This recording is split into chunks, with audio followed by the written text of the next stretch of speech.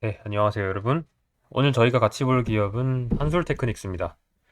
네, 처음에 제가 이거 경기 방어주인 줄 알고 선택을 했는데 보니까 완전 시클리컬한 산업이더라고요. 그래서 경기 방어주 분류에 넣기는 힘들 것 같고 그래도 조사해 보니까 굉장히 매력적인 기업이더라고요. 그래서 경기 방어주는 아니지만 주가가 많이 눌려 있기 때문에 한번 유의 있게 봐야 할 종목이라고 저는 생각을 했습니다.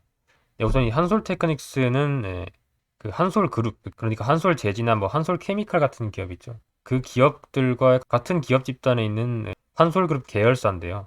근데 보시면 지배 구조에서 뭐 특이 사항이 없죠. 그러니까 뭐 한솔 테크닉스를 뭐 경영 승계자가 가지고 있다거나 뭐 그런 이슈가 없기 때문에 지배 구조 부분에서는 뭐 그닥 볼 게 없다라고 말씀을 드릴 수 있습니다.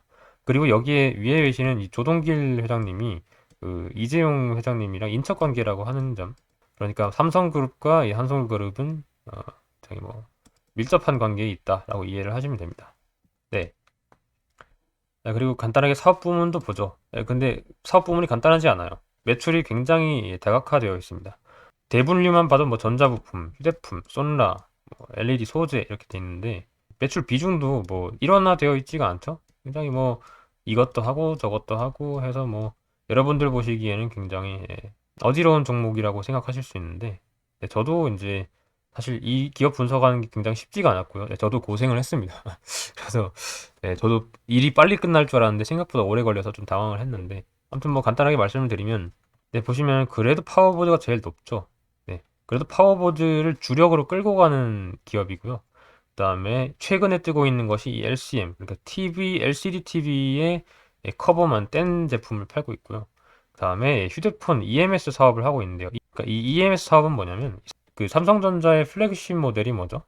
그거는 이제 S죠. 갤럭시 S 계열이 이제 삼성전자에서 가장 프리미엄 휴대폰으로 취급을 하고 있는 휴대폰인데요. 근데 이제 그 아래로서 갤럭시 A가 있죠.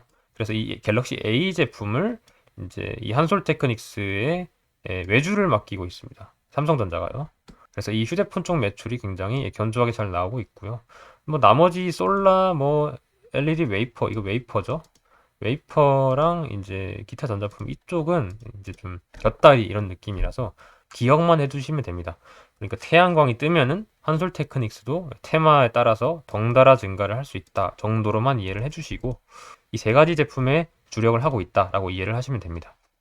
그리고 보시면은 이 LCM 부분, 그러니까 LCD TV에서 커버만 뗀 제품이라고 말씀드렸죠. 2020년부터 이제 매출이 인식이 됐고, 네, 2021년 3분기까지인데 벌써 2.5배 정도나 올랐죠. 네, 어마어마한 성장 속도인데 이 부분 저희가 나중에 좀 자세하게 볼 거고요. 이 휴대폰이랑 파워보드 쪽은 예년과 같은 수준으로 등락을 하고 있는 모습이죠. 솔라는 뭐 신경 안 쓰셔도 됩니다. 네, 그냥 곁다리라고 생각하시면 돼요. 네, 그리고 이제 이 기업을 이해하려고 저는 2000년부터의 매출을 제가 한번 분석을 했는데요. 이 기업은 굉장히 파란만장한 스토리를 가지고 있습니다. 그리고 제가 내린 결론이 있는데 한솔테크닉스를 한 단어로 표현하면 생명력입니다. 정말 이 생명력 하나는 누구에게도 지지 않는 그런 기업입니다. 그러니까 매출 추이를 간단하게 보시면서 제가 어떤 얘기를 하는지 한번 들어보시기 바랍니다. 네, 보시면 2000년대부터 이제 CDT 모니터를 만들었죠. CDT 모니터가 가장 주력인 회사였는데요. 이 우리가 흔히 알고 있는 모니터는 이제 그 얇은 LCD 모니터죠. 근데 이 CDT 모니터는 이렇게 긴 뚱뚱이 모니터. 2000년대 컴퓨터 보신 분들은 아시죠? 이 뚱뚱이 모니터를 CRT 모니터라고 하는데 이게 컴퓨터 디스플레이 쓰이면 CDT 모니터라고 합니다. 이거를 계속 만들다가 이제 2003년, 4년에 이제 LCD 모니터가 상용화되면서 완전히 이 CDT 모니터가 뭐 거의 사라지죠. CDT에서 LCD로 넘어가니까 이제 이 한솔 테크닉스가 죽는구나라고 생각했을 때 갑자기 이 한솔 테크닉스가 CDT의 백라이트 유닛을 제품을 만들어서 계속 판매를 합니다. 그러니까 뭐 시대의 흐름을 굉장히 잘 탔죠. 그러니까 LCD의 그 유리 액정 뒤에서 이제 빛을 쏴주는 게 BLU인데요. 이 2003년부터 굉장히 빠른 속도로 매출이 증가를 했죠. 그리고 이때부터 이 인버터죠. 이 파워 모듈을 생산을 하기 시작을 했고요. 그리고 다음을 보시겠습니다. 또 이제 한번 기업의 새가 꺾입니다. 보시면은 한 2010년까지 또 BLU를 보시면 또 계속해서 증가를 하죠. LCD의 전성시대입니다. 그리고 인버터도 꾸준히 매출을 기록을 하고 있는 상황입니다. 근데 2012년에 어떤 일이 발생하죠? BLU 매출이 거의 뭐 반토막이 납니다. 근데 전체 매출도 물론 반토막이 났고요. 근데 이게 대체 어떻게 된 일일까요? 어떻게 이렇게 매출이 반토막이 날 수 있는지 좀 신기하죠? 근데 이게 왜 이렇게 된 거냐면 이제 2012년 보시면 BLU가 벌써 반토막이 났죠. 근데 아까 2011년에는 거의 뭐 6,500억 선이었는데 거의 뭐 반토막이 더 났죠. 사장되고 있다고 저희는 볼 수가 있죠. 그리고 이제 파워보드는 그런 와중에도 잘 되고 있고요. 어쨌든 간에 전자기기에서 파워 서플라이, 뭐 충전기 이런 것들은 필요하니까요. 그런데 이 2014년에 솔라, 그러니까 태양광 부분이 또 뜹니다. 이제 한창 이제 막 유가 높고 이제 신재생 에너지에 대한 관심이 높아지니까 이제 솔라 사업에 또 진출을 하죠. 그래서 이 한때 이 한솔테크닉스가 태양광 부문에서 테마로 한번 주가가 뛴 적이 있는데 그게 바로 아마 2014년대일 겁니다. 사실 뭐 2011년부터 태양광 모듈을 만들기 시작했는데 이때부터 태양광 테마가 본격화되는 시점이죠. 근데 뭐 지금 와서는 큰 뭐 의미는 없어졌지만 아무튼 그런 시기가 있었습니다. 어쨌든 간에 이 LCD BLU가 완전히 아사리판 난 이유는 삼성 디스플레이, 그러니까 주요 고객사에서 이 LCD에서 아몰레드로 전환을 하고 또 TV 제조 라인을 중국으로 옮기면서 이제 한솔테크닉스한테 굉장히 위기가 찾아오는 모습이 2011년부터 그게 본격화가 되었죠. 근데 갑자기 보시면은 2015년부터 휴대폰 사업 부문이 갑자기 추가가 됩니다. 이 전까지는 분명 안 보이던 거였는데 갑자기 휴대폰 사업이 추가됐죠. 이 휴대폰은 뭐냐면 아까 말씀드렸듯이 이 휴대폰 사업은 갤럭시 S 등의 플래그십 모델이 아닌 갤럭시 A 등의 중저가형 모델을 외주 생산하는 거라고 말씀을 드렸죠.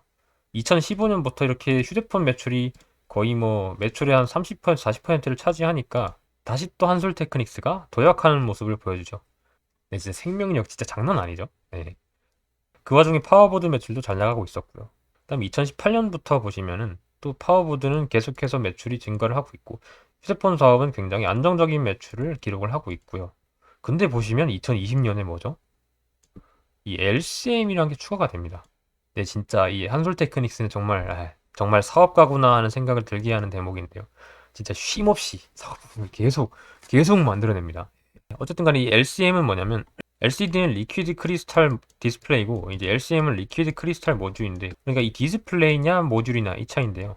그러니까 LCM은 뭐냐면 이 TV 완성 제품에서 이제 커버를 씌우기 전 제품이라고 보시면 됩니다. 그러니까 거의 TV를 다 만들어 놓고 이제 그거를 판매를 하는 거죠.